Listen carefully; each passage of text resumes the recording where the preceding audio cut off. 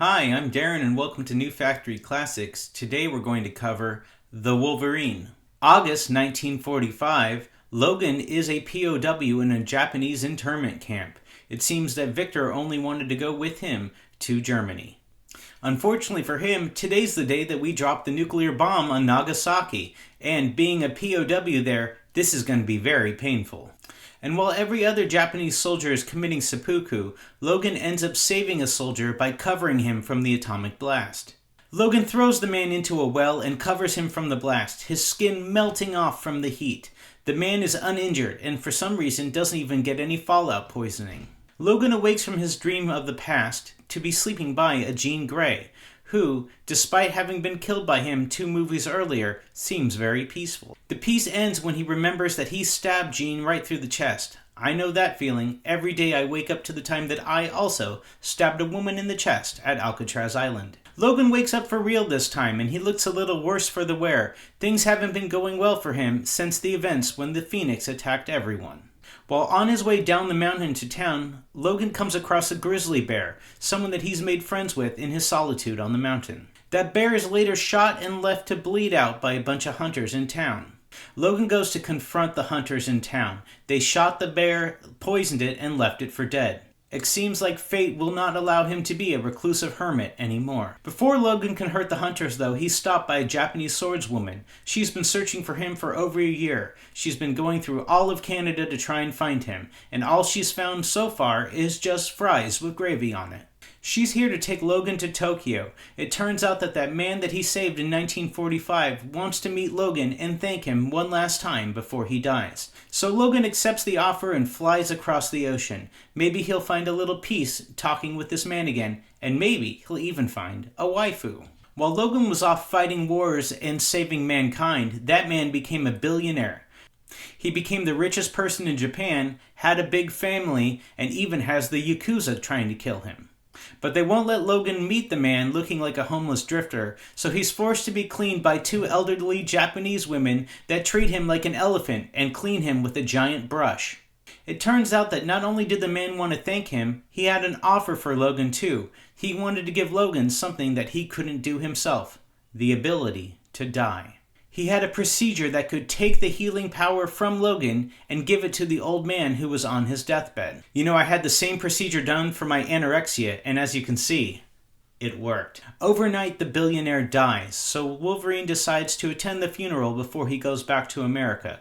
But just like any funeral for a billionaire, it just turns out to be a setup for the Yakuza to shoot the place up. While defending the attendees of the funeral, Logan gets shot in the chest with a shotgun shell, but unlike normal, he's not healing the same way he usually does.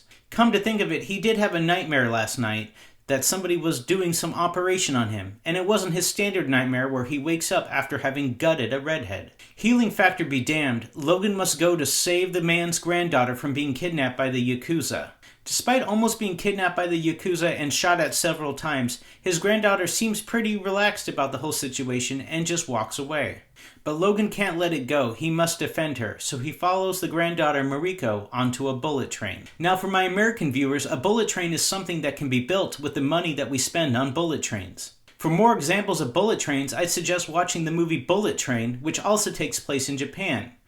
If you want examples of how just to waste money on bullet trains, please look throughout the United States. Logan and his new friend are traveling south to the end of the line. She wants to go hide out in her family's old home, because that's where people won't go and look, your secret house that everyone already knows that you own. Logan is struggling on the train, so he goes to the restroom, and he realizes he is still bleeding from his gunshot wounds. This is something that has never happened to him before. Hopefully the rest of this train ride goes smoothly. Logan is immediately shot and attacked by a bunch of Yakuza that are on the train also. They are trying to kidnap Mariko, so it's up to him to fight them off. And eventually they end up fighting on top of the train, moving 300 miles an hour. Oh, to be back in Canada and only dealing with bear poachers again. Mariko and Logan are trying to hide out, so they end up buying a room that's themed after Mars in a sex hotel. But before he can enter her orbit, he ends up passing out from blood loss. Logan wakes up on the table of a veterinary student who's doing his best on removing the bullets from Logan.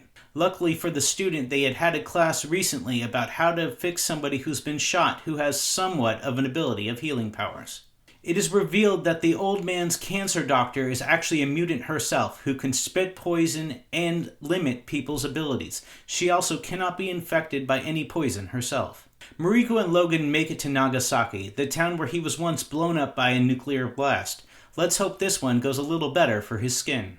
It turns out that the one behind the Yakuza kidnapping was actually Mariko's father himself. He was annoyed that the grandfather had left the business to her, so he needed to take out his own daughter. Logan and Mariko have a brief moment of peace. They end up falling in love, kissing, and sleeping together. Let's just hope that this one works out better than with Jean Grey when he had to impale her to death. The peaceful night passes though, and it turns out that Mariko was kidnapped overnight. It's up to Logan and Yukio, the swordswoman, to go and save her. Yukio reveals to Logan that his death came to her, and she can only see it as if it were looking through a keyhole, but he dies with his heart in his hand. She believes that he may die in the next few days with this happening to him. In a twist of fate though, this is actually his death that will happen at the end of the movie Logan. And even that will be undone with Deadpool and Wolverine coming out this July. They end up tracking down Mariko's fiancé, who turns out to be the one that was controlling the Yakuza. He decided to work with her father to get the Yakuza to kidnap her. Now, why they didn't just have the Yakuza shoot her and end the movie in 30 minutes, we'll never know. Yes, Shinjin's plan was to kidnap his daughter and get her to give him the business.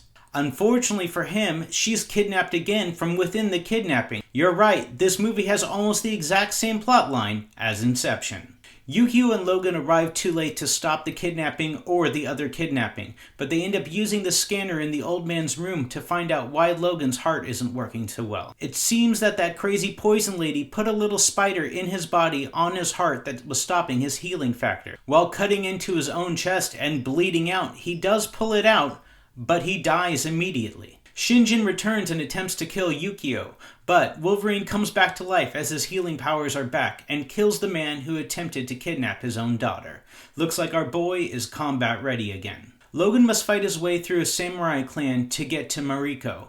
Unfortunately for them, he has his healing factor, so it's going to be very hard for them to stop a person who's unkillable. They end up shooting him with arrow after arrow after arrow, all tied to ropes just to hold him and pull him back. Their head archer shoots him with an arrow that poisons him and knocks him out. He may have been shot 117 times, but he's not dead yet. Logan gets awoken by the Viper. She awakens the Silver Samurai, a 10-foot-tall samurai with adamantite armor who's wanting to kill Logan. The Silver Samurai heats up his sword and cuts off Logan's right-hand claws. He's about to kill Logan, but Mariko saves him. He may be a 170-year-old brute, but he's her 170-year-old brute.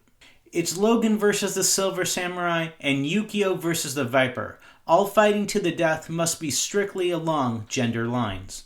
Logan steals one of the Silver Samurai's swords and heats it up himself. You would have thought that it was powered by the armor, but it was actually powered by friendship. Wolverine uses his new lightsaber to decapitate the Silver Samurai, who in return cuts off Wolverine's other claws. Now you boys start playing nicely or you're gonna get a timeout. Yukio ends up killing the Viper by hanging her. She may be immune to every type of poison, but the bitch isn't immune to getting her neck broke. The Silver Samurai starts drilling into Logan's arms and stealing his healing factor. It's like a bone marrow transplant for insane people. The Silver Samurai turns out to be the grandfather that faked his own death. He was behind everything, including the second kidnapping of Mariko. He wants Logan's healing power, an adamantite armor, and to be the most powerful man in all of Japan. Before all of his healing powers can be stolen, though, Mariko takes one of Logan's broken off claws and throws it right into her grandfather's head, committing grand patricide. Logan ends up using his healing powers to grow his bone claws back, stabs the man in the chest, and throws him off a cliff. It turns out it may have taken an extra 70 years, but he finally ended World War II in 2013. Logan has a final hallucination of Jean Grey. Whether she is a ghost or just something that lives in his mind, he lets her know that he can't live in the past with her. He has to move forward. He wants to live. Also, who wants to live in the past with the crazy redhead who tried to destroy the world? She chose Scott, not Logan. This is what you get. Hashtag bye Felicia. Logan returns to life, deciding he wants to be a Ronin again, a traveling warrior with no leader. And he travels for 2 more years until he is confronted by Magneto and a resurrected Professor X.